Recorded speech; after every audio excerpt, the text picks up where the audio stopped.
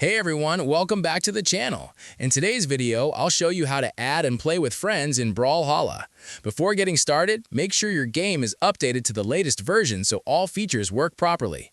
Once you're on the main menu, scroll down and select Custom Game Room, which you'll find below the Battle Pass option. Tap on it to continue, and you'll see two options, Join Room and Create Room. To play with your friends, choose Create Room first. After selecting Create Room, decide whether you want to open a public room or a private room. If you only want your friends to join, select Private Room.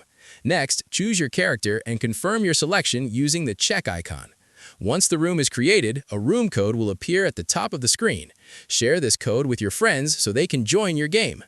For friends who want to join, they simply need to open Custom Game Room, select Join Room, enter the room code, and confirm.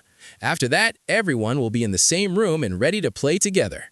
That's how you can easily add and play with friends in Brawlhalla. I hope this guide helped you out. If you enjoyed the video, make sure to like it, share it with your friends, and subscribe to the channel for more gaming tutorials. Thanks for watching, and I'll see you in the next video.